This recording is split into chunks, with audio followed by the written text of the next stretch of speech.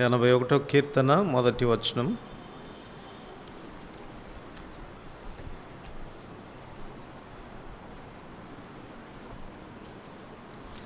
కీర్తనలు 81 మొదటి వచనం అందరం కలిసి చదువుకుంటాం. మనకు బలమై ఉన్న దేవునికి ఆనందగానం చేయుడి, యాకోబు దేవుని బట్టి ఉత్సాహధ్వని చేయుడి. యెహోషువ గ్రంథం 14వ అధ్యాయం 11వ వచనం. యెహోషువ గ్రంథం 14వ అధ్యాయం 11వ వచనం అందరం కలిసి చదువుకుంటాం. మోషే నన్ను పంపిన నాడు నాకెంత బలము, నేటి వరకు నాకంత బలం. యుద్ధం చేయుటకును కానీ వచ్చుచూ పోచుండుటకు కానీ నాకెప్పటి ఎట్లు బలమున్నది. ప్రార్థన చేసుకుంటాం. ప్రేమ కలిగిన పరలోకమందున మా తండ్రి, కృప కలిగిన దేవా, మహోన్నతుడా, నిత్యుడగు తండ్రి, మా రక్షకుడైన యేసు ప్రభువారి శ్రేష్టమైన పరిశుద్ధ నామమున మీ పాద సాన్నిధ్యంలో చేరాగులకి ఇస్తున్న ఆధిక్యతను బట్టి వనములు. చెరలో ఉన్న మమ్మను జ్ఞాపకం చేసుకున్నారు. పస్కా బలి పశువు అయిన యేసుక్రీస్తు ప్రభు ద్వారా, ఆయన కార్చిన మూల్యమైన రక్తం ద్వారా మీరు మాకు ఇచ్చిన విడుదలను బట్టి, విమోచనను బట్టి మిమ్మల్ని ఎంతో స్తుతిస్తూ ఉంటున్నాం. ఈనాడు మీరు మా దేవుడుగా, మా నాయకుడుగా ఉండి మమ్మను నడిపించుచున్నవాడుగా, మమ్మను కాపుకాయిచ్చిన దేవుడుగా మీరు ఉన్నందుకై మిమ్మల్ని ఎంతో స్తుతిస్తూ ఉంటున్నాం. ఈ మధ్యాహ్నం మరొకసారి మీ బల చుట్టూ చేరాగలిగే ఆధిక్యత ఇస్తున్నందుకు వనములు. చదువుకున్న లేఖన భాగాల్ని ఇందు నిమిత్తం మీరే ఆశీర్వదించి విరిచి మాకు వడ్డించమని ప్రార్థిస్తూ ఉంటున్నాం. ధర్మశాస్త్రంలోని ఆశ్చర్యకరమైన సంగతులు చూసినట్లు మా కనులు తెరవండి. నేనైతే కేవలం నిష్ప్రయోజకమైన దాసుడను, బలహీనుడను, హద్దుబాట్లు కలిగిన వాడను. మీరు నన్ను బలపరిస్తే కానీ నేనేమీ చెప్పచాలనని నా నిస్సహాయ స్థితిని తెలియచేసుకుంటూ మీ పైన ఆధారపడుతుంటుండగా కృప చూపించి మరొకసారి మీ రక్త ప్రోక్షణం ద్వారా నన్ను ప్రతిష్ఠించి పవిత్రపరిచి నా నోట మీ మాటలుంచి పలుకుటకు వాక్శక్తిని ప్రసాదించి మీ మహిమాదమే వాడుకొనమని యేసు ప్రభు నామమున వందనములతో ప్రార్థిస్తున్నాను తండ్రి, ఆమేన్. మనకు బలమైన దేవునికి ఆనందగానము చేయుడి. మన దేవుడు బలవంతుడు, ఆయన బలము ఎన్న శక్యం కానిది. అపారమైన ఆయన బలం చేత, శక్తి చేత మన యాత్ర జీవితంలో ఆయన మనకు చాలిన వాడుగా ఉంటున్నాడు.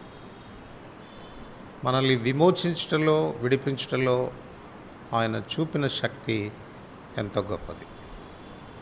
నా బాహు బలమును చాపి నేను వారిని విడిపిస్తాను అని చెప్పిన దేవుడు ఐగుప్తు చెర నుండి ఆ రీతిగానే వారిని విడిపించాడు, స్వతంత్రులుగా చేశాడు.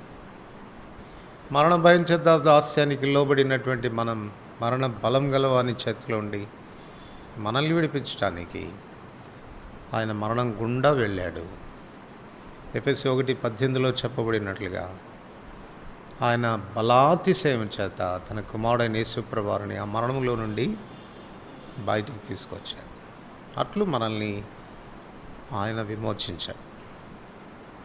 ఈ దినాన అట్లు ఆయన బలం చేత విమోచించబడినటువంటి మనం బలంగా ఉండాలని ప్రభు కోరుకుంటున్నాడు.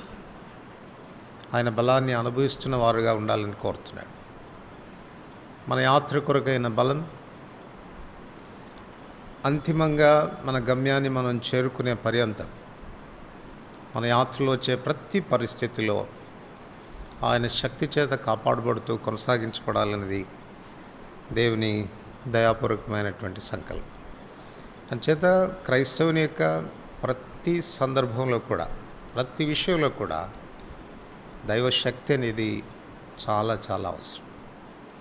ఆ శక్తి లేకపోతే మన భక్తి లేదని చెప్పాలి. తిమోతికి రాస్తూ పౌలు అన్నాడు కదా, పైకి భక్తి గల వారి వలె ఉండి దాని శక్తిని ఆశ్రయించరు. దైవశక్తి లేకపోతే, ఆయన నీకు సహాయపడకపోతే, ఆయన బలం ఇవ్వకపోతే భక్తితో జీవించడం సాధ్యమయ్యేటువంటి విషయం కాదు. ఇక్కడ ప్రభు యొక్క బలాన్ని అనుభవించినటువంటి కాలేబు తాను ఇస్తున్నటువంటి సాక్ష్యం.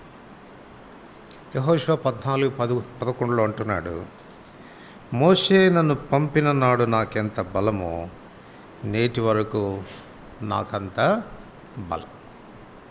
యుద్ధము చేయటకు కానీ వచ్చుచూ పోచూ ఉండటం కానీ ఎప్పటి ఎట్లు బలం ఉన్నది. మోషే నన్ను పంపిన నాడు అంటే 40 సంవత్సరాల వయసు, ఇప్పుడు అంటే 80 సంవత్సరాల వయసు. 40 సంవత్సరాల వయసులో నాకు ఎట్లాంటి బలం ఉందో ఇప్పుడు కూడా నాకు అలాంటి బలమే ఉంది. ఏమాత్రం నా బలం క్షీణించలేదు, తరగలేదు. అప్పుడు ఎలా యుద్ధాలు చేశానో ఇప్పుడు కూడా అలాగనే యుద్ధాలు చేస్తాను. అప్పుడు ఎలాగ వెలుపలికి వెళ్ళి లోపలికి వస్తూ వచ్చానో ఆ రీతిగా ఇప్పుడు కూడా నేను రాగలను, ఆ రీతిగా నేను చేయగలను. కాబట్టి యెహోషువతో అంటాడు, యెహోషువ ఆ పర్వతాన్ని, ఆ కొండను నాకు ఇయ్యయ్యా. ఈ ఉదయకాలం ఆ సంగతులు చూసాము. కొండ అనేది ఎత్తైనటువంటిది, గొప్ప పర్వతం. 12వ వచనంలో రాస్తాడు, అది చాలా ఎత్తైన ప్రాకారాలు కలిగిన పట్టణాలు దాని మీద ఉన్నాయి. అందులో నివసించేటువంటి ప్రజలు కూడా చాలా ఎత్తైన వారు, ఆజానుబాహులు, అనాకీలు, రాక్షసులు అని చెప్పాలా, అట్లాంటి వాళ్ళు అక్కడ నివాసం చేస్తున్నారు. ఈ వృద్ధుడైనటువంటి కాలేబు అంటాడు, ఆ కొండ నాకి, ఆ కొండను, ఆ ఎత్తైన ప్రాకారాలు కలిగిన ఆ పట్టణాలని, రాక్షసులు అంటే ఆ మనుషులతో నేను యుద్ధం చేస్తాను, వాళ్ళని స్వాధీనపరచుకుంటాను. ఈ ఉదయకాలం మేము నేర్చుకున్న పాఠం ఏంటంటే, మన ప్రభు గొప్పవాడు, ఆయన బలం చాలా గొప్పది. ఆయన దగ్గర నుంచి మనం అల్పమైన వాటిని కాదు, గొప్ప వాటిని ఎక్స్పెక్ట్ చేయాలి, గొప్ప వాటిని సాధించాలి. అట్లు మన ప్రభు గొప్పవాడు, ఆయన బిడలమైన మనం కూడా గొప్పవారమన్న సంగతిని రుజువుపరచాలి. కనుక కాలేబు ఆ రీతిగా రుజువుపరిచినట్లుగా మనం చూడవచ్చు. ఇదే వచనంలో 2వ భాగంలో తాను చెప్తాడు, 11వ వచనంలో, యుద్ధం చేయుటకు కానీ వచ్చుచూ పోచూ ఉండుటకు కానీ నాకెప్పటి ఎట్లు బలం ఉన్నది. వచ్చుచూ పోయేదానికి కూడా బలం కావాలన్నా, వచ్చుచూ పోచూ నుండుటకు కూడా ఎప్పటి వల్లే నాకు బలం ఉన్నది. సో ఈ విషయానికి వచ్చినప్పుడు మనం చాలా సంబరపడవచ్చు. మేము కూడా వస్తున్నాము, పోతున్నాము, ప్రభు బలాన్ని చాలా అనుభవిస్తున్నట్టున్నాం. ఆదివారం వచ్చాము అని అంటే ఏమో సామాన్యమా? ఎంత బలం కావాలి ఇల్లు వదిలిపెట్టి రావటానికి? వచ్చాము, మీరు ఎంత త్వరగా వదిలిపెడితే అంత త్వరగా పోతాము. వచ్చిపోయేది కాదండి ఇది, వచ్చిపోయేది కాదు. వచ్చుచు పోవచ్చు నుండుటకు. సో వచ్చే సంగతిని గురించి మళ్ళీ చెప్తాను, మీకు చివరిలో చెప్తాను. పోయే సంగతిని గురించి మాట్లాడతాను. మొదట పోవచ్చు నుండుటకు. పోవచ్చు నుండుటకు అంటే మన ఇష్టానుసరిగా మనకు తోచినట్టు పోవడం కాదు, ప్రభువు చేత పంపబడేదానికి అని అర్థం. ఆ పై వచనాల్లో తను రాశాడు, చూడండి, 14వ అధ్యాయం 7వ వచనం, అందరు కలిసి చదువుతాం. దేశమును వేగు చూచుటకు యెహోవా సేవకుడైన మోషే కాదేష్ బర్నేయ నుండి నన్ను పంపినప్పుడు, నన్ను ఒకప్పుడు పంపారు, నేను పోయాను. దేనికి పంపారు? వేగి చూడడానికి పంపారు, ఒక పని మీద పంపించారు. అప్పుడు నేను పోయాను, అప్పుడు నాకు 40 ఏండ్లు. ఇప్పుడు పంపుతావా మళ్ళా? I'm ready to go. అప్పుడు పోవడానికి నేను ఎంత ఉత్సాహంగా ఉన్నాను, ఎంత ఉత్సాహంగా వెళ్ళాను. ఇప్పుడు కూడా నేను పంపబడితే పోయేదానికి అదే విధానంలో ఉన్నాను, అదే శక్తి నాకుంది. అది కాలేబు చెప్పే మాట. సో పోవుట అంటే మందిరం వదిలిపెడితే ఇళ్ళకు పోయేది కాదు. పోవుట అని అంటే అర్థం ఏంటంటే ప్రభు చేత తన పని నిమిత్తమై పంపబడినప్పుడు బయలు వెళ్ళేదానికి సిద్ధంగా ఉండడం. ఏ కార్యాన్ని ప్రభు నీకు అప్పగించిన, ఆయన నిన్ను పంపినప్పుడు ఇదిగో ప్రభువా వెళ్తానయ్యా, నువ్వు ఎక్కడికి పంపితే నేను అక్కడికి వెళ్తానయ్యా అని సిద్ధంగా ఉండేటువంటి మనస్తత్వాన్ని గురించి మాట్లాడుతుంది. అంటే కార్యనిర్వహణ విషయంలో తన సిద్ధపాటును గురించి మాట్లాడుతుంది. ప్రభు కార్యాలు చేయడానికి అప్పుడు ఎలా చేశానో ఇప్పుడు కూడా అలా చేస్తా. ఎక్కడ పంపిస్తావు చెప్పు. యెహోషువ మోషే పంపితే పోయాను, నువ్వు పంపుతావా నన్ను? I'm ready to go. ఇప్పుడు నేను వెళ్ళడానికి నేను సిద్ధంగా ఉన్నాను. ఏ పనికైనా నన్ను పంపవచ్చు కదా. మన ప్రభు కూడా అదే అడుగుతాడు, మా నిమిత్తం ఎవడు పోను, నేను ఎవరిని పంపేదను. ప్రభు చేత పంపబడే వ్యక్తులు ప్రభువుకు కావాలి. ప్రభు చేత పంపబడే వ్యక్తులు ప్రభువుకు కావాలి.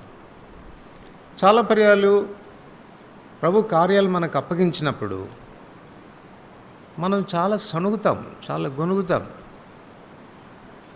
మన బలహీనతలు మనం చూసుకుంటాం, మన శక్తిహీనతలు మనం చూసుకుంటాం. అప్పుడంటే చేశాను కానీ ఉరుకుల పరుగుల మీద కుర్రోని కాబట్టి ఇప్పుడు కూడా చేయమంటే ఎలాగా అన్నట్టుగా మాట్లాడతాను. కానీ కాలేబు ఆ రీతిగా లేదు. అప్పుడు ఎట్లా పోయానో ఇప్పుడు కూడా అట్లా పోతా. అప్పుడు ఎంత ఈగర్గా వెళ్ళానో, విగరస్గా ఉన్నాను, ఇప్పుడు కూడా అట్లాగనే ఉన్నాను. పంపబడేదానికి నేను సిద్ధంగా ఉన్నాను అని తాను చెప్తున్నటువంటి మాట. కనుక ప్రభు కార్యనిర్వహణ విషయంలో, కార్యాలు చేసుకుని వచ్చే విషయంలో పంపబడ్డానికి తన సిద్ధ మనసును తను ఎలా వ్యక్తపరుస్తున్నాడో ఈ వచనం ద్వారా మనకు అర్థమవుతుంది. అలా వెళ్ళడానికి కారణం అప్పటికి నాకు ఎట్లా బలం ఉండిందో ఇప్పుడు కూడా అదే బలం ఉంది, ఏమీ తగ్గలేదు. అది తాను ఇస్తున్నటువంటి సాక్ష్యం. సో పంపబడుట అనేది అవసరం, ప్రభువుకు అవసరం. ప్రభువుకు ఆయన చేత పంపబడేటువంటి సాధనాలు చాలా అవసరం. కానీ చాలామందిని ఆయన పంపలేడు, చాలామందిని ఆయన పంపలేడు. కారణం ఏంటి అంటే పంపబడే వ్యక్తులకు కొన్ని గుణలక్షణాలు ఉండాలి. అట్లాంటి వాళ్ళని మాత్రమే ఆయన పంపుతాడు.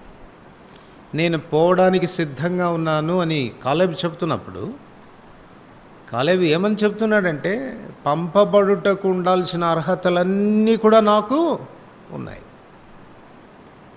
ఒకవేళ దేవుడు నన్ను పంపాలి అని అనుకుంటే నాలో ఏమేమి చూడాలనుకుంటున్నాడో, ఎటువంటి గుణలక్షణాలు ఉండాలి నాలో అని తలస్తున్నాడో అవన్నీ కూడా నాలో కనపడుతున్నాయి. సో అందుచేత నేను పంపబడ్డానికి ఒక మోడల్ చెప్పాలంటే అర్హుడను అని కూడా కాలేబు చెప్తున్నట్లు మనం అర్థం చేసుకోవచ్చు. ప్రభు పంపేటువంటి వ్యక్తులకు ఉండాల్సినటువంటి గుణలక్షణాలు ఏంటి అని మనం ఆలోచించినప్పుడు తిమోతికి రాసిన రెండవ పత్రిక 2వ అధ్యాయం 21వ వచనం. తిమోతికి రాసిన 2వ పత్రిక 2వ అధ్యాయం 21వ వచనం. అందరు కలిసి చదువుతాం. ఎవడైనా వీటిలో చేరక తను తాను పవిత్రపరుచుకుని ఎడల వాడు పరిశుద్ధపరచబడి యజమానుడు వాడుకొనుటకు అర్హమై ప్రతి సత్కార్యమునకు సిద్ధపరచబడి ఘనత నిమిత్తమైన పాత్రగా ఉంది. యజమానుడు వాడుకొనుటకు, యజమానుని చేత పంపబడుటకు అర్హమైనటువంటి పాత్ర ఏంటది? ప్రతిష్ఠించబడిన పాత్ర. వీటిలో చేరక తను తాను ప్రత్యేకపరుచుకున్నవాడు, లోకంతో చేరక తను తాను ప్రత్యేకపరుచుకున్నవాడు, అపవిత్రపడిన వారితో చేరక తను తాను ప్రత్యేకపరుచుకున్నవాడు, తన ప్రతిష్టతను కాపాడుకునేటువంటి వాడు. సో ప్రభు చేత మనం వాడబడ్డానికి, ప్రభు చేత మనం పంపబడ్డానికి ప్రాథమికంగా ప్రభు మన జీవితాల్లో చూసేటువంటి విషయం ఏంటి అని అంటే పరిశుద్ధత, ప్రతిష్టత. యెషయా 6వ అధ్యాయంలో మనం చూస్తాం, మా నిమిత్తం ఎవడు పోవును, నేను ఎవని పంపెదను. ఈ 2 మాటలు ఉన్నాయి.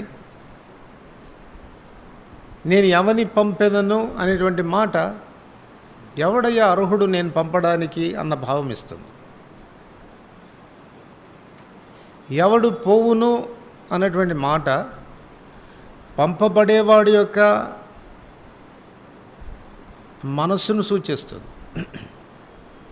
అంటే వాలంటీర్గా వెళ్ళేదాని కొరకైన మనస్తత్వాన్ని తెలియజేస్తుంది. ప్రభు ఎవరిని బలవంతం చేయడు, రిక్వెస్ట్ చేస్తున్నట్లుగా ఉంది, బతిమలాడుతున్నట్టుగా. Who can go for us, మా నిమిత్తం ఎవడు పోను. ఆ మాటలు విన్నప్పుడు యెషయా ప్రతిస్పందించి, ప్రభువా ఇదిగో నేనున్నాను, నన్ను పంపుము అన్నాడు. అలా మాట అనేదానికి పూర్వం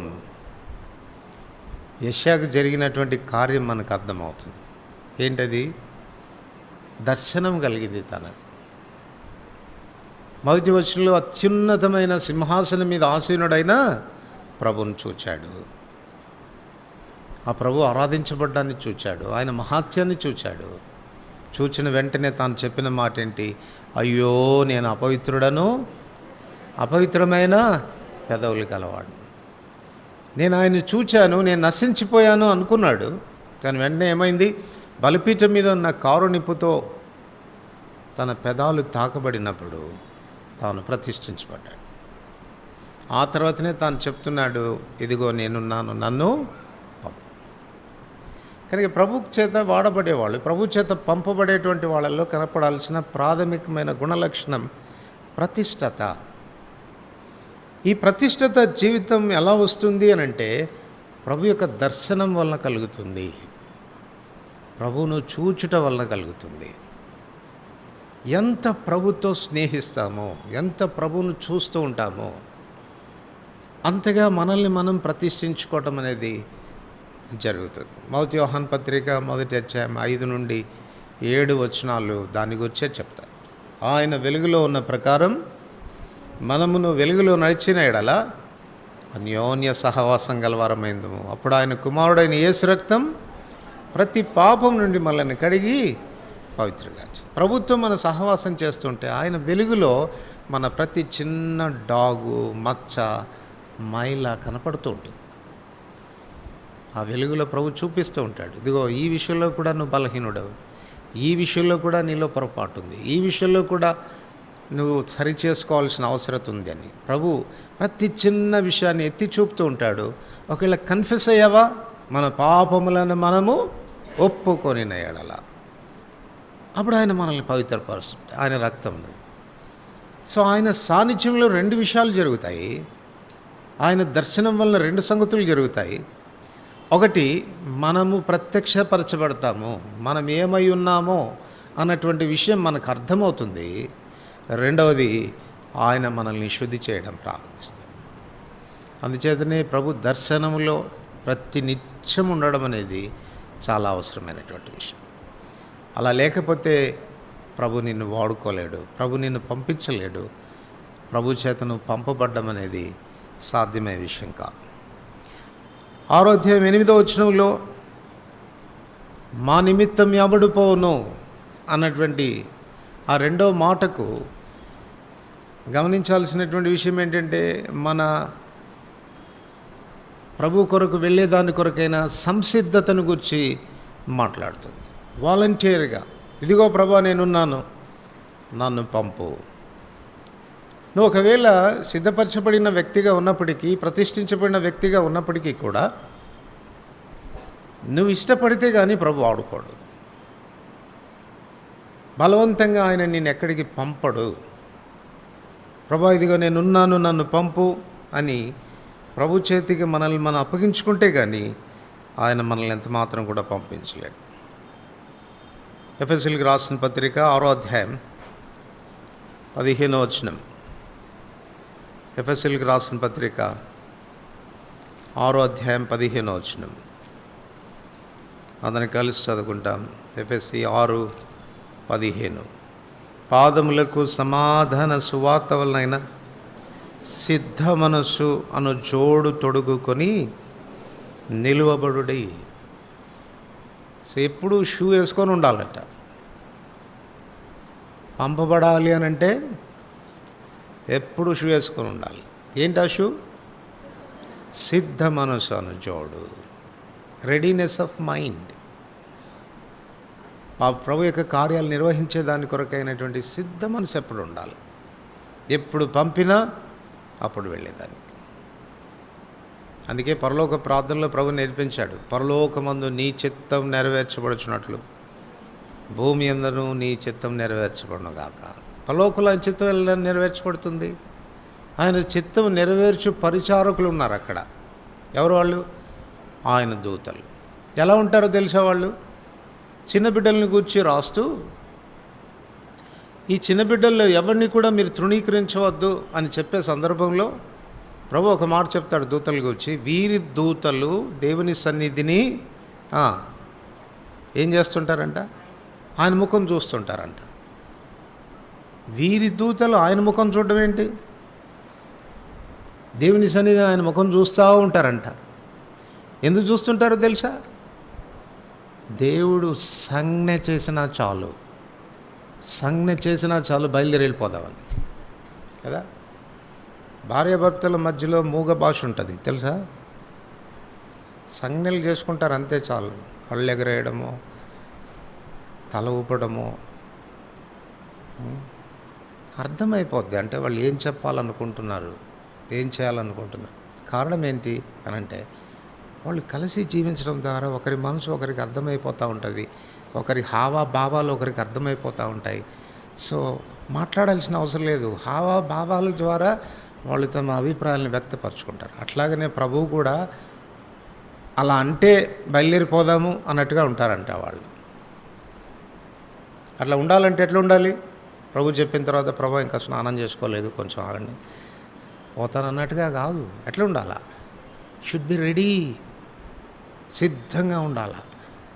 చెప్పగానే బయలుదేరి వెళ్ళేదానికి సంసిద్ధంగా ఉండాలి. అది పంపబడేటువంటి వ్యక్తిలో ఉండాల్సిన రెండవ గుణ లక్షణం. మూడవది యెహోషువ గ్రంథం 14:7. యెహోషువ గ్రంథం 14:7 కలిసి చదువుకుంటాం. దేశమును వేగు చూచుటకు యెహోవా సేవకుడైన మోషే కాదేష్ బర్నేలో నుండి నన్ను పంపినప్పుడు నేను 40 ఏండ్ల వాడను, ఎవనికి భయపడక నేను చూచినట్టే వర్తమానము తెచ్చి తిని. సో పంపబడే వ్యక్తులకు ఉండాల్సిన మూడవ గుణలక్షణం కరేజ్, ధైర్యం ఉండాలి. నేను ఎవనికి భయపడక. ఇక్కడ భయపడేదానికి 2 సందర్భాలు ఉన్నాయి కాలేబు. ఒకటి, తాను వేగు చూడ్డానికి వెళ్ళిన దేశస్థులకు భయపడాలి. రెండోది, వేగు చూచి తిరిగి వస్తున్నప్పుడు అధిక సంఖ్యాకుల రిపోర్టుకి తాను వ్యతిరేకంగా రిపోర్ట్ ఇవ్వాలి కదా. విలేకరులకు తెలుస్తుంది ఇది. అందరూ ఒకటి రాస్తుంటే ఈయనగానే ఒకటి రాయాలి, సత్యం రాయాలి అని అంటే అంత సులభమైన విషయం కాదు. రాజకీయ నాయకుల ఒత్తిడి ఉంటుంది, బాగా ధనికులైనటువంటి వారి ఒత్తిడి ఉంటుంది. ఇలా రాశావా, నీ సంగతి ఉందే అని బెదిరించడం జరుగుద్ది. ఇప్పుడు కాలేబ్ అంటున్నాడు, నేను వాళ్ళకి భయపడలేదు, అనాకీలకు భయపడలేదు, వాళ్ళు నన్ను చంపుతారని నేను భయపడలేదు. తిరిగి వచ్చిన తర్వాత సమాచారం చెప్పాల్సి వచ్చినప్పుడు ఉన్నది ఉన్నట్లుగా చెప్పాను, నేను భయపడలేదు.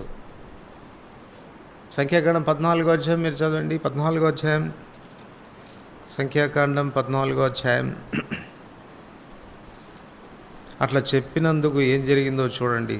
సంఖ్యాకాండం 14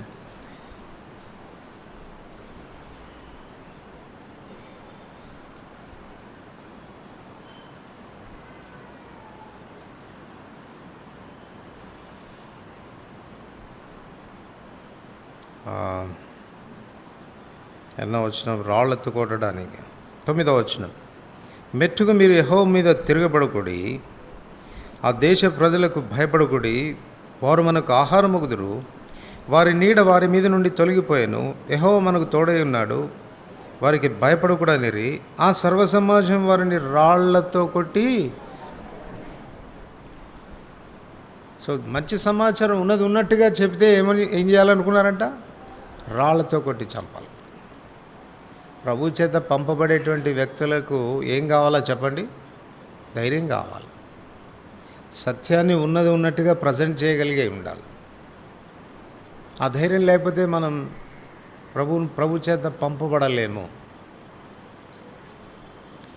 ఒకసారి కరీంనగర్ ప్రాంతంలో జగిత్యాల అనే ప్రాంతానికి సువార్తకి వెళ్ళారు. జగిత్యాల అనే ప్రాంతంలో అది చాలా ఆర్ఎస్ఎస్ బజరంగ వాళ్ళతో కూడుకున్నటువంటిది. ఎప్పుడు మా మీద పడతారో మాకు తెలియదు.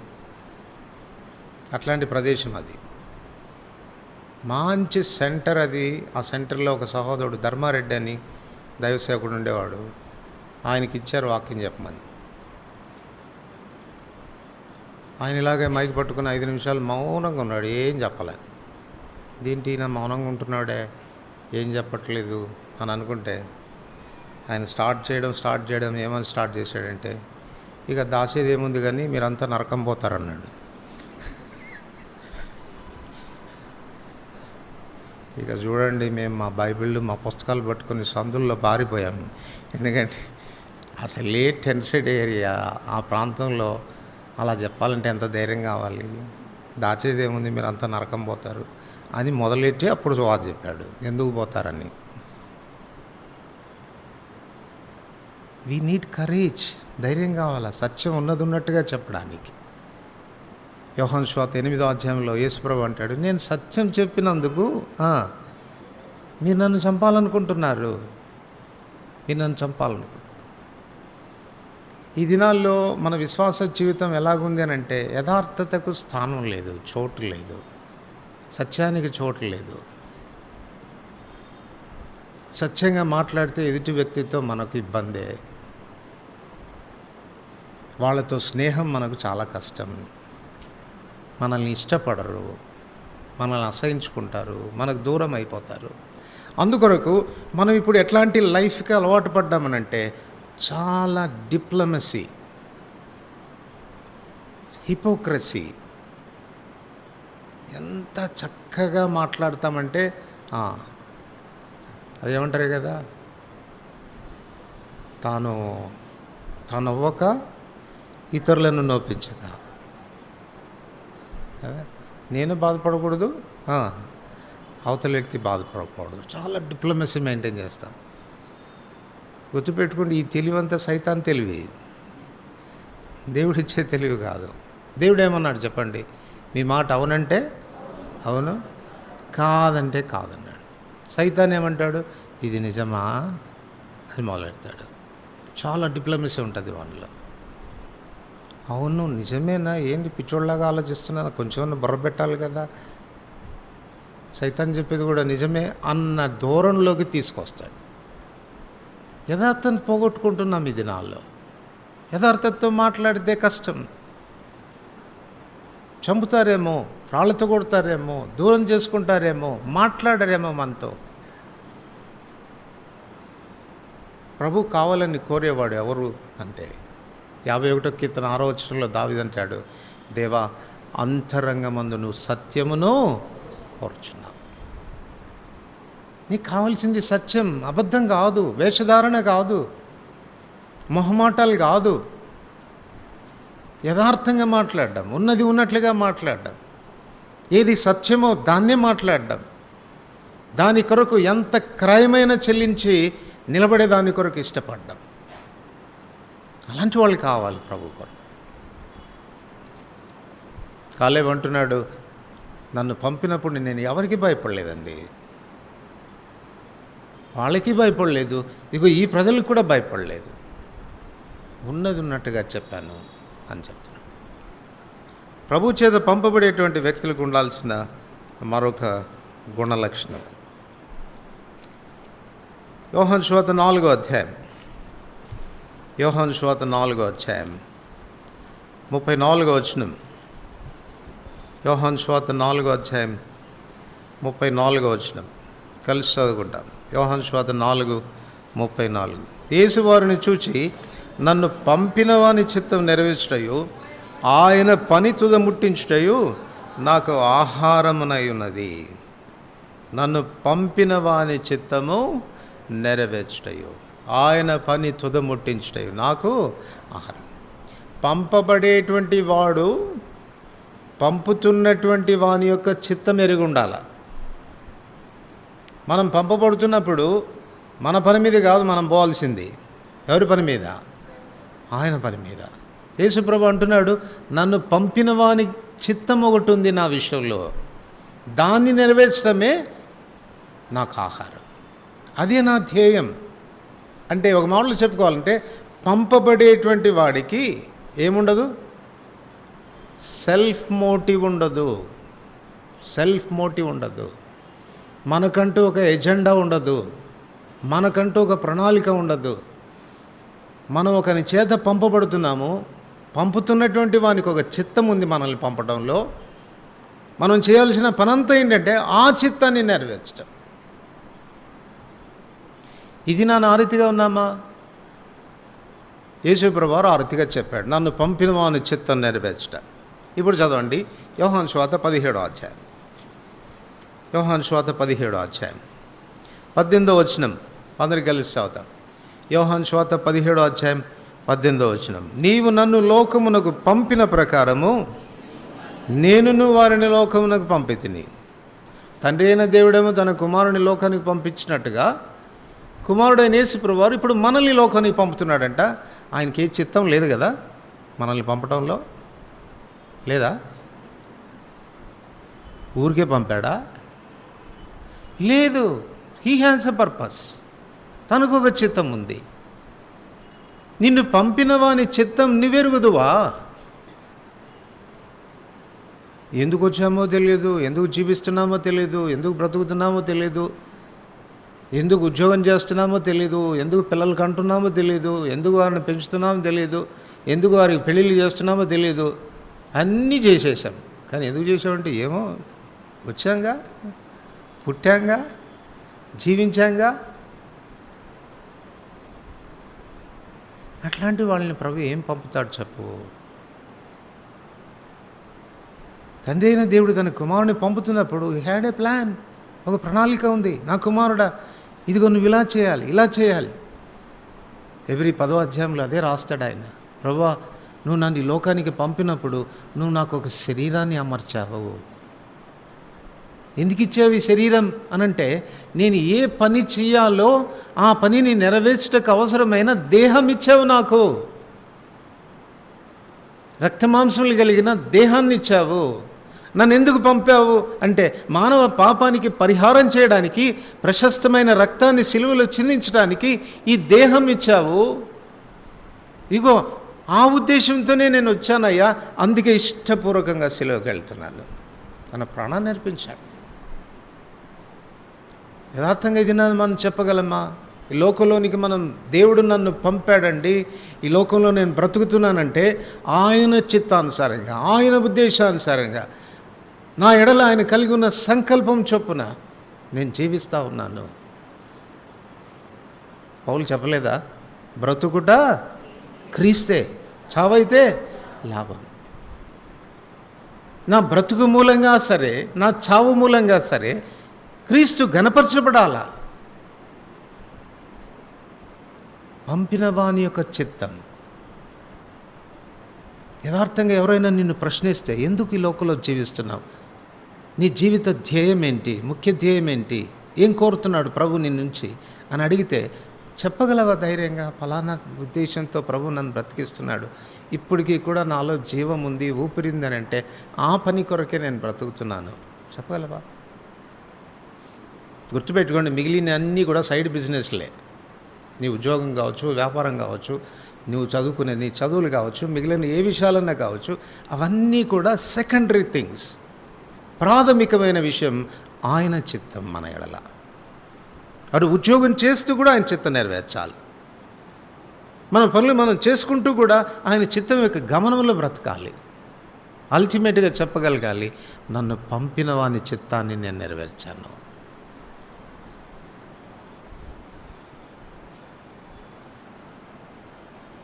నిర్గమాకాండం 3వ అధ్యాయం. మోషే విషయంలో ప్రభువు అదే చెప్తాడు కదా. నిర్గమాకాండం 3వ అధ్యాయం 10-11 వచనాలు. నిర్గమాకాండం 3వ అధ్యాయం 10-11 వచనాలు. కాగా రమ్ము, నిన్ను ఫరో యొద్దకు పంపెదను. ఇశ్రాయేలీయులైన నా ప్రజలను నువ్వు ఐగుప్తులో నుండి తోడుకొని పోవాలనెను. 10వ వచనంలో ఎంత స్పష్టంగా చెప్తున్నాడు. మోషే రా, నేను నిన్ను ఫరో యొద్దకు పంపుతాను. ఎందుకు పంపుతాడంట? ఇశ్రాయేలు అను ప్రజలను ఐగుప్తులో నుంచి బయటికి తోడుకొని రావాలి. ఇప్పుడు మోషే ఏమంటున్నాడో చూడండి, 11వ వచనం. అందుకు మోషే, నేను ఫరో యొద్దకు వెళ్ళుటకును ఇశ్రాయేలును ఐగుప్తులో నుండి తోడుకొని పోవటకును ఎంతటి వాడను? Who am I? నేను ఏ పాటి వాడిని? నేను ఎంతటి వాడిని? ఇంత పెద్ద టాస్క్ పెడుతున్నావే, నా వల్ల ఏమవుతుంది? నేనే పాటి వాడిని? ప్రభు కార్యాలు చేసేటువంటి విషయంలో మనం ఎవరూ కూడా సమర్థులం కాదు, అర్హులం కాదు, యోగ్యులం కాదు. ఆయన చేత పంపబడితే చాలు, అది గుర్తుపెట్టుకోవాలి. ఎవరు పంపించారు నిన్ను అనంటే, నా ప్రభు నన్ను పంపించాడు అని నువ్వు ధైర్యంగా చెప్పగలిగితే చాలు. ఏ ఉద్దేశంతో దేవుడు నిన్ను పంపుతున్నాడో ఆ ఉద్దేశాన్ని నెరవేర్చడానికి అవసరమైన సామర్థ్యం, శక్తి, బలం ఆయన నీకు ఇస్తాడు. అదే కాలం చెప్తుంది. అప్పుడు ఎట్లా ఉన్నిందో బలం ఇప్పుడు కూడా అట్లే ఉంది. ఆయన కార్యాలు నిర్వర్తించేదానికి ప్రభు చేత నన్ను పంపించినప్పుడు ఏ పనికి పంపాడో ఆ పనిని నిర్వర్తించి తిరిగి వచ్చేదానికి అవసరమైన శక్తి నాలో ఉంది. I can do it. నేను ఏ పాటి వాడిని, కానీ ప్రభు బలపరిస్తే ఏదైనా చేయగలను.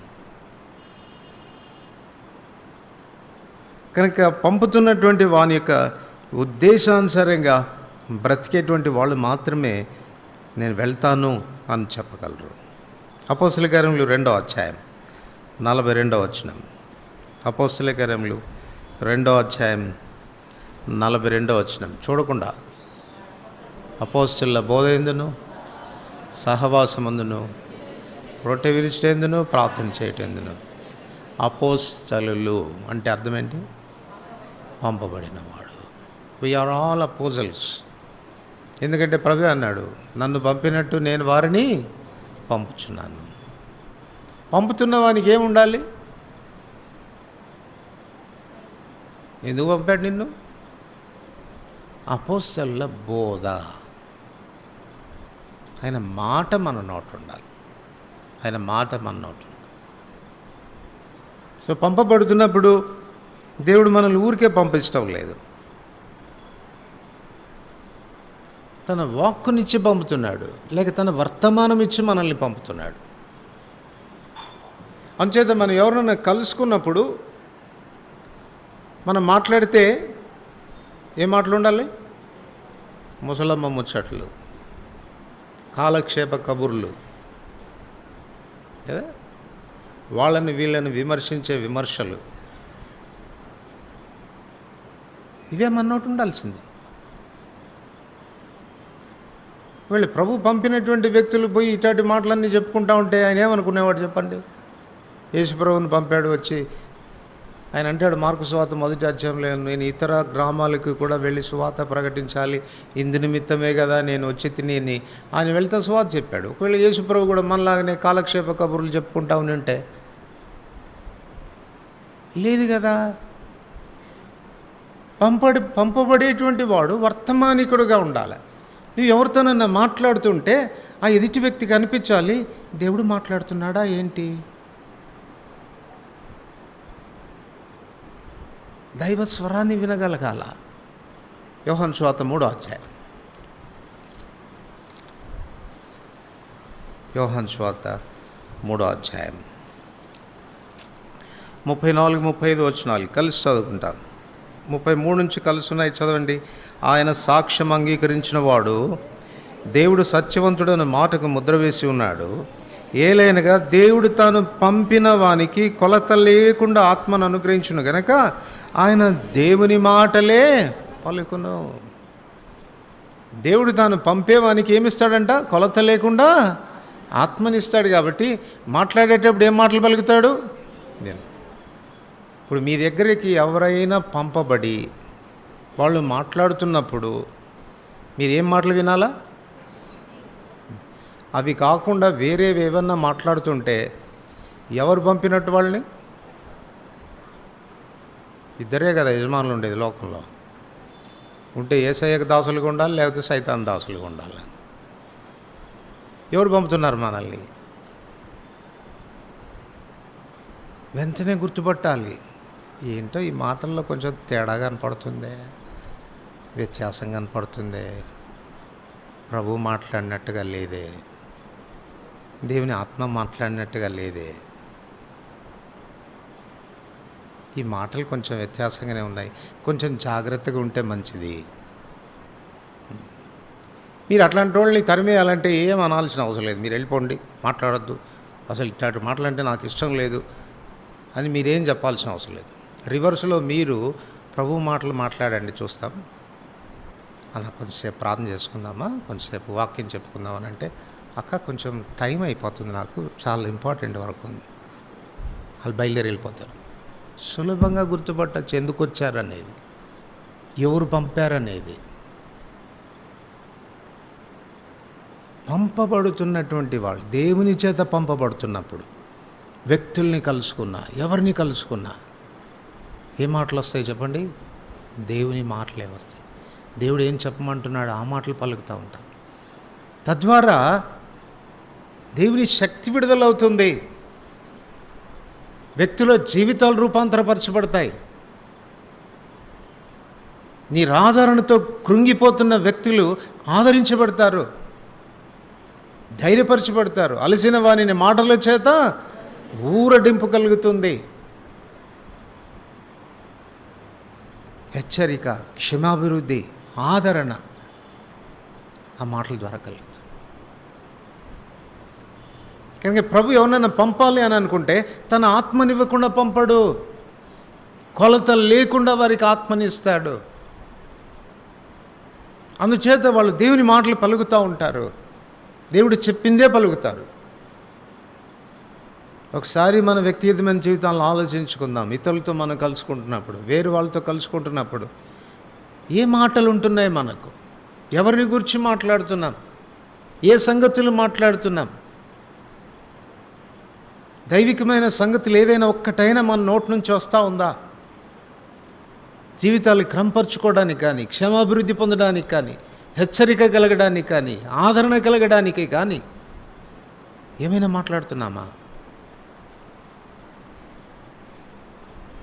అపోస్తలుడు పంపబడినవాడు, వానికి బోధ ఉంటుంది, ప్రభు వాక్కు ఉంటుంది. కనుక పంపబడేటువంటి వ్యక్తి జీవితంలో ఐదవదిగా ఈ గుణలక్షణం కనపడుతుంది. యెషయా గ్రంథం 49వ అధ్యాయం 2వ వచనం.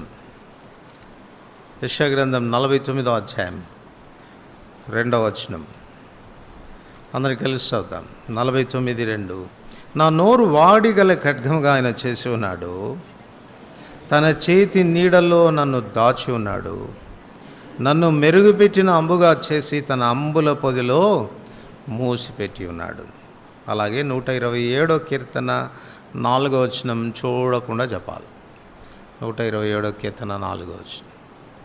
యవన కాలమందు పుట్టిన కుమారులు బలవంతుని చేతిలోని, మనం ఎవరమంట? బాణాలు, మెరుగుపెట్టిన అంబు లాంటి వాళ్ళం మనం. ఇప్పుడు చెప్పండి, అంబు తనంతట తానే వెళ్ళిపోద్దా, లేకపోతే అంబుని ఎవరైనా సంధించాలా?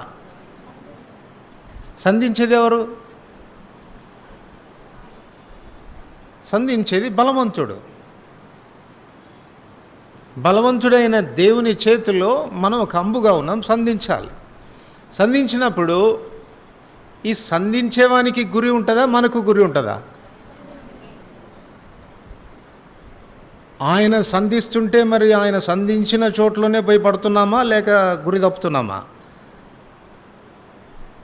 ఎవరు పంపుతున్నారు నిన్ను? Do you have a target? నీ సొంత ఎజెండా ఉందా? నీకు సొంత గురి ఉందా? నేను ఇలా చేరుకోవాలి, ఇక్కడ ఉండాలి, అక్కడ ఉండాలి. What right you have?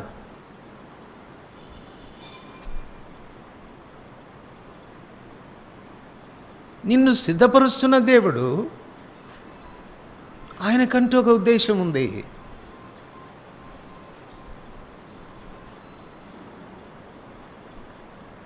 నిన్ను సిద్ధపరుస్తున్నటువంటి దేవునికి ఆయనకంటూ ఒక ఉద్దేశం ఉంది. నిన్ను ఫలానా చోటికి సంధించాలి అని ఆయన కోరుతున్నాడు. అక్కడికే నిన్ను సంధిస్తాడు. మన సొంత నిర్ణయాలు, మన సొంత ఉద్దేశాలు, నేను ఇలా ఉండాలి, నేను ఇక్కడికి వెళ్ళాలి అని కోరుకోవడం అనేది జరగకూడదు. అందుకే స్వచ్ఛంద సేవ చేయకూడదు. మనం గుర్తుపెట్టుకోండి. బ్రదర్, నాకు కూడా సేవ అంటే చాలా ఇష్టం. ఎక్కడ పోయంటే ఫలానా రోజు ఫలానా చోటుకి వెళ్ళాను. ఎవరు పంపించారంటే నేనే వెళ్ళాను. బ్రదర్, ఏ బాణం ఇది? ఏ బాణం అని? ఈ బాణాన్ని ఎవరు సంధించకుండానే పోయి వెళ్ళిపోతుందా? మళ్ళీ ఇప్పుడు చెప్తున్నాను, ఒకవేళ ఆయన సంధించకపోతే ఇంకోటి ఉన్నాడు కదా సంధించేవాడు. ఎవరు? ఉట్టిగానైతే పోదు ఈ బాణం. పాపం బాణానికి ఏముంది చెప్పు, అలా పడి ఉంటుంది. వాడితే బలవంతుడైనా వాడుకోవాలి, లేకపోతే వాడైనా వాడుకోవాలి. గుర్తుపెట్టుకో, సేవ చేస్తున్నాను అని అనుకుంటూ కూడా ప్రభువు చేత వాడబడకపోయే ఆస్కారం ఉంది. ఎవరి చేత వాడబడుతున్నావు? ఎవరు సంధిస్తున్నారు? ఆయన నన్ను మెరుగుపెట్టిన అంబుగా చేసి తన అంబుల పొదిలో దాచాడు నన్ను. ఆయన నిన్ను దాచినంత కాలం నువ్వేం చేయాలా? దాచబడి ఉండాలి. అంబుల పొదిలో గంతులేయకూడదు. ఎప్పుడు పంపిస్తావు నన్ను? ఎప్పుడు వాడుకుంటావు? ఎంతకాలం ఇలా మూసిపెడతావు? అడగకూడదు. దాచిపెడితే దాగే ఉండాలి. ఆయనకే తెలుస్తుంది ఎప్పుడు నిన్ను వాడాలో, ఎక్కడ వాడాలనో, దేని మీద వాడాలనో ఆయనకు తెలుసు. అప్పుడు కానీ ఒకవేళ ఆయన నిన్ను తన చేతిలోనికి తీసుకుంటే ఎంత పవర్ఫుల్గా ఉంటావో నువ్వు చెప్పడానికి వీల్లేదు. ఎంత శక్తివంతంగా నువ్వు కార్యాలు నిర్వర్తిస్తావో చెప్పడానికి వీల్లేదు. ఎంత చక్కగా టార్గెట్కి నువ్వు రీచ్ అవుతావో చెప్పడానికి వీల్లేదు. మన ప్రభువు సంధిస్తే గురి తప్పుద్దా చెప్పండి?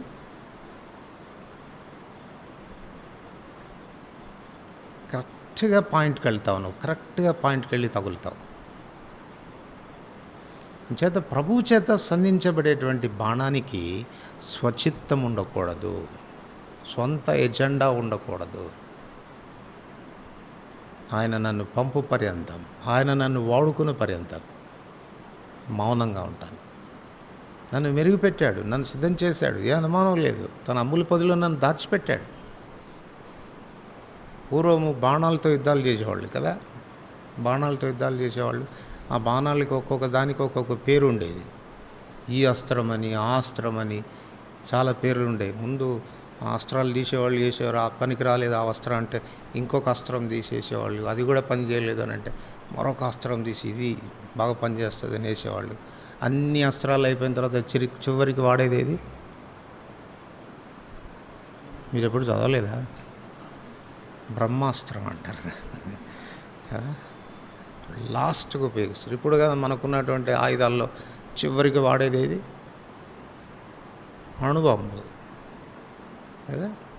ముందు మిగిలిన బాంబులన్నీ వేస్తారు. మిగిలిన బాంబులతో వీడు స్వాధీనమయ్యేటట్లు లేడనుకుంటే తీసుకెళ్ళి అణుబాంబు పడేస్తారు. అయిపోయింది వాడి పని కదా. అణుబాంబుని ఫస్ట్ వాడరండి బాబు. ఎప్పుడు వాడతారు? లాస్ట్కి వాడతారు. బహుశా నువ్వు అణుబాంబువేమో, బ్రహ్మాస్త్రమేమో నువ్వు.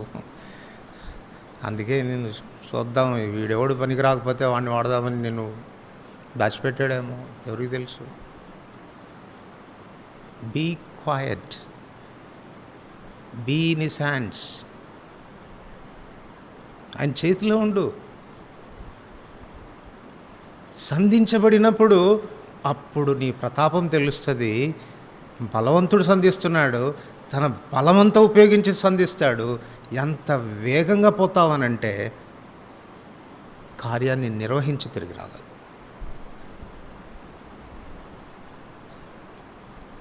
సో పంపబడాల్సినటువంటి వానికి ఉండాల్సినటువంటి లక్షణం ఏంటంటే ప్రభు చేతిలో ఉండడం నేర్చుకోవాలి.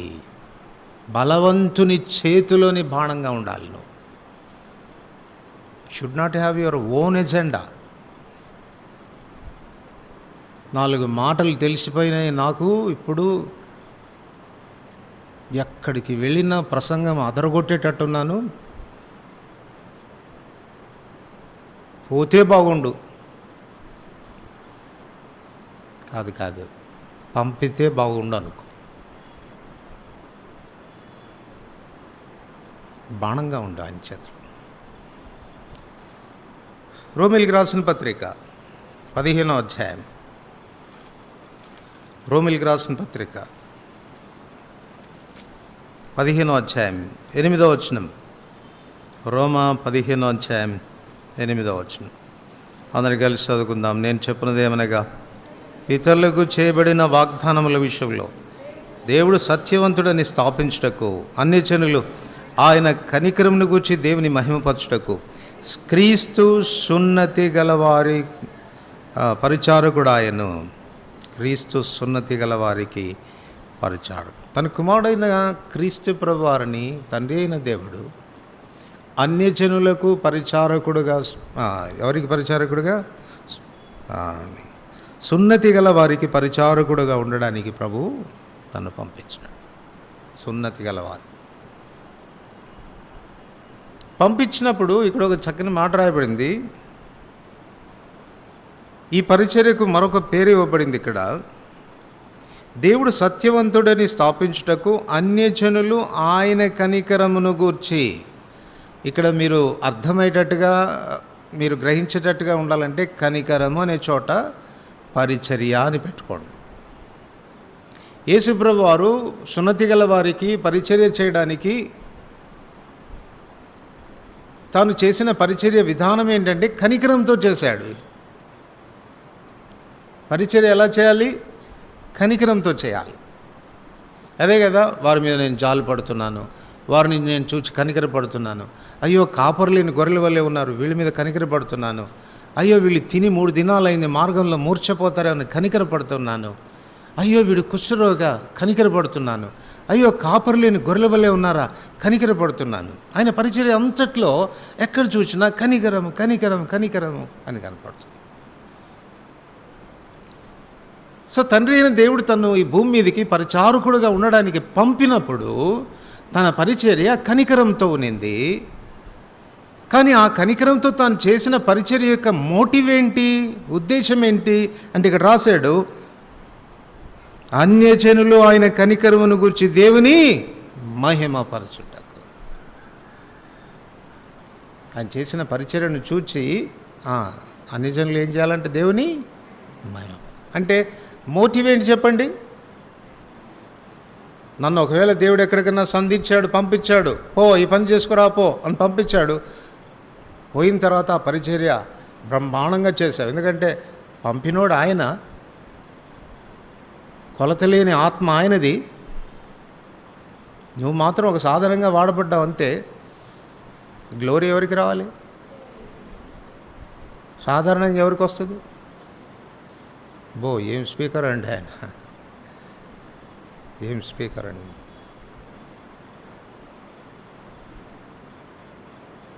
అన్నా, నీలాగా ఎవడు పాడలేడన్నా. ఏమనుకున్నావు? నీలాగా కార్యాలు ఎవడు చేయలేడన్నా అంటే చాలామందికి తెలియట్లేదు బజారు.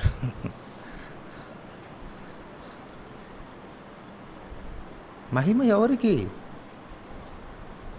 అపోస్తులైన పౌలు అంటాడు, మిగిలిన అపోస్తులందరికంటే ఎక్కువగా నేను ప్రయాసపడ్డాను, కానీ ప్రయాసపడింది నేను కాదు, నాకు తోడై ఉన్న దేవుని కృప.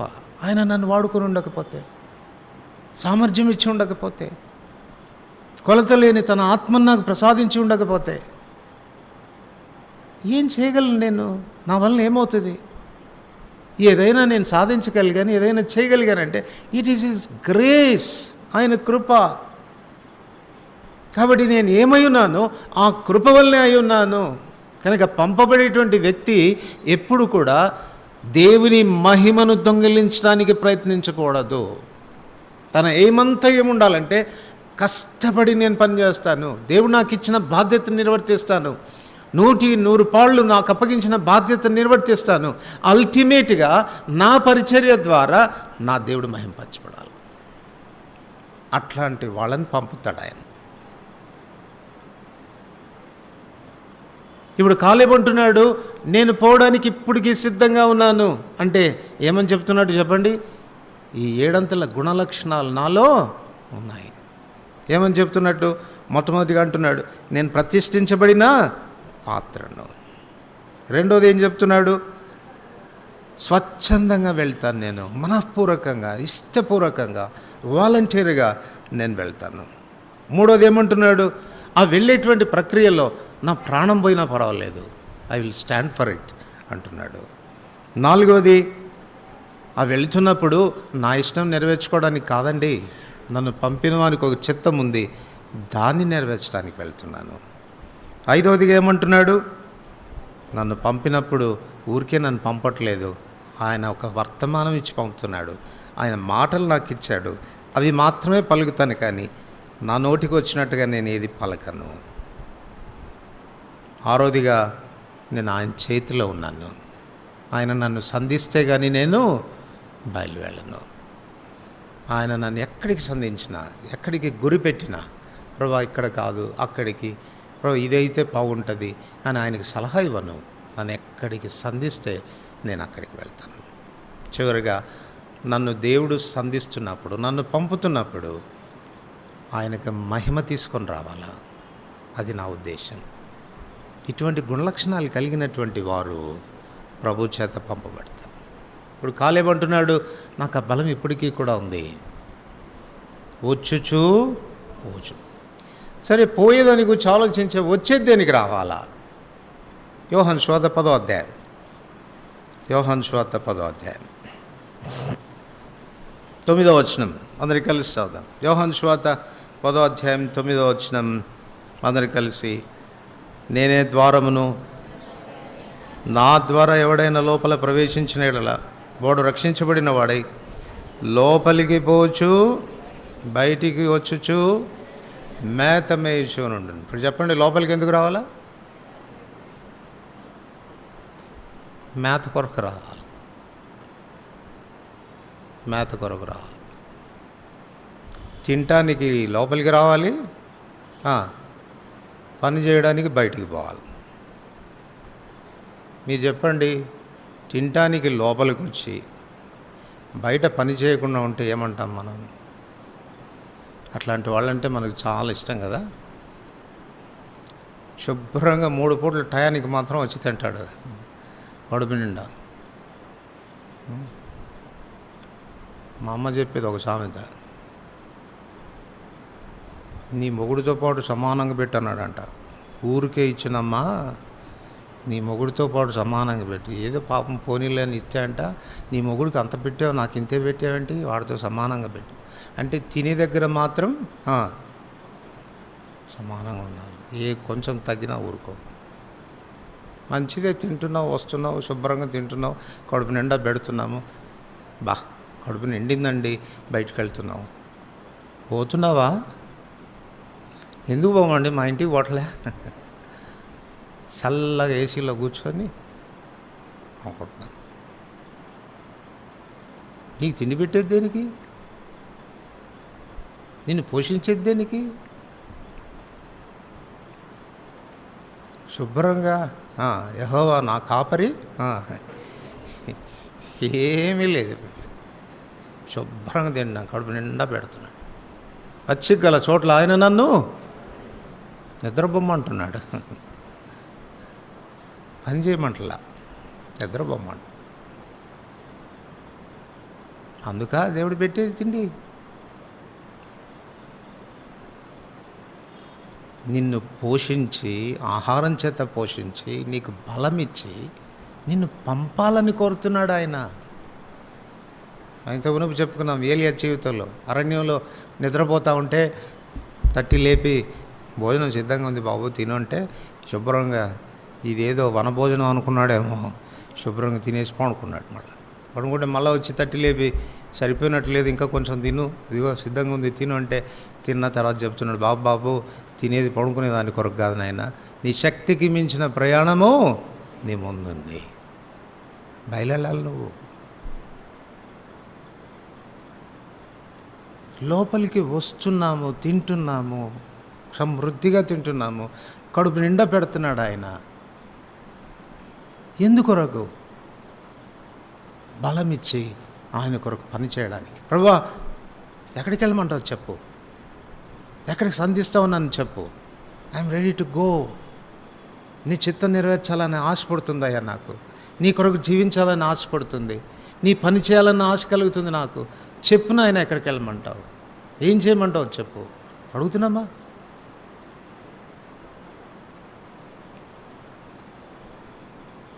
గొర్రెలకు జీవము కలుగుటకును సమృద్ధిగా కలుగుటకు నేను వచ్చాను. అబండెంట్ లైఫ్ ఇచ్చాడు నీకు, సమృద్ధి అయిన జీవం ఇచ్చాడు. యూజ్ చేస్తున్నామా ఆ జీవాన్ని ప్రభు కొరకు? అది మనం ఆలోచించాలి. కొన్నిసార్లు వస్తాం కానీ పాపం సరిగా ఆకలి ఉండదు మనకు కదా, అందుకే సరిగా తినం.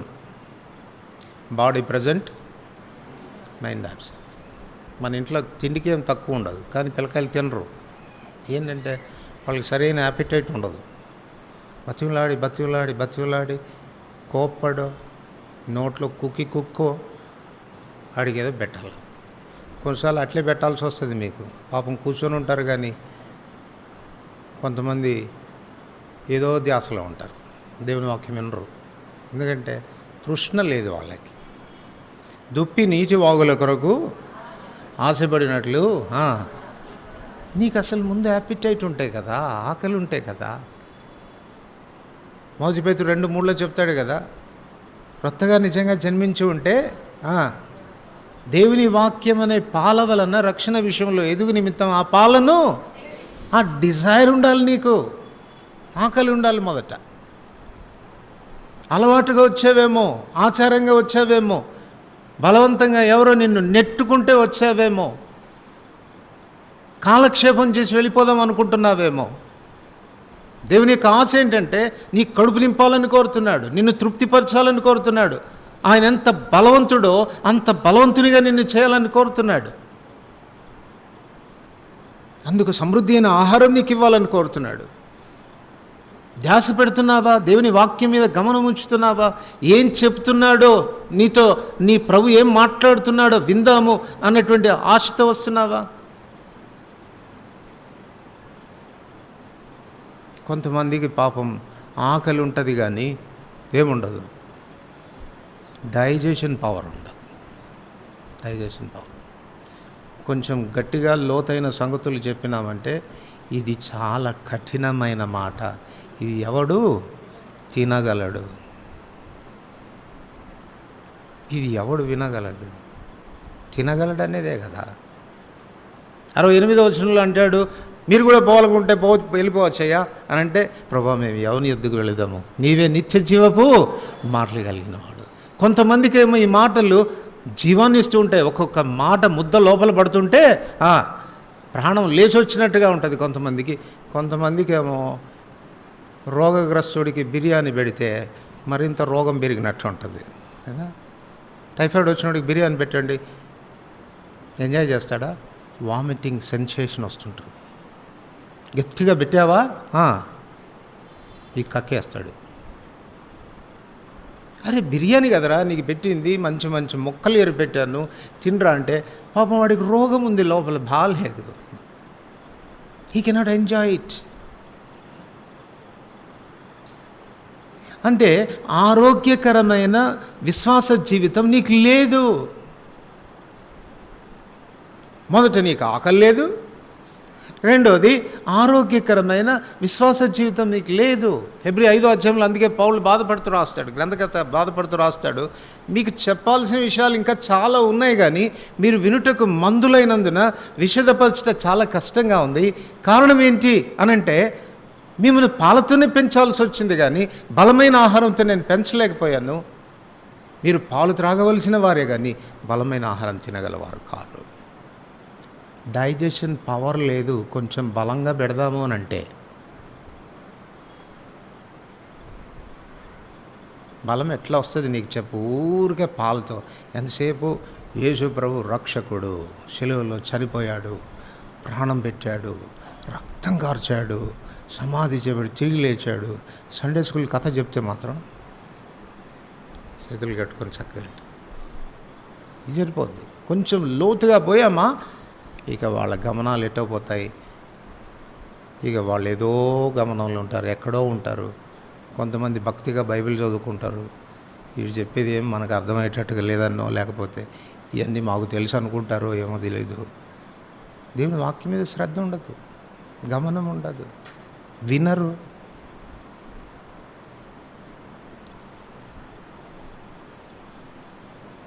లోపలికి వస్తున్నప్పుడు నువ్వు పోషించబడ్డానికి వస్తున్నావు. పోషించబడ్డానికి వస్తున్నావంటే నీకు సరైనటువంటి ఆకలి ఉందా లేదా చూసుకోవాలి.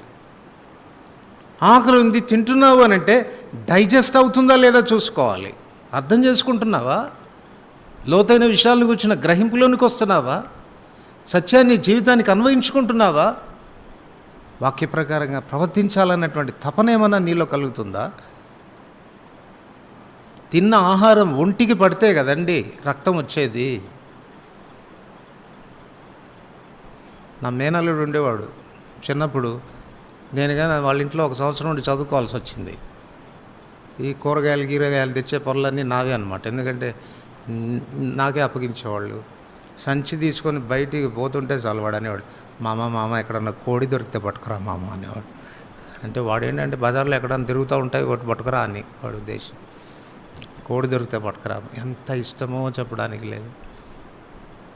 అది తీసుకొస్తే అందరికంటే ఎక్కువగా ఇష్టపూర్వకంగా తినేవాడు.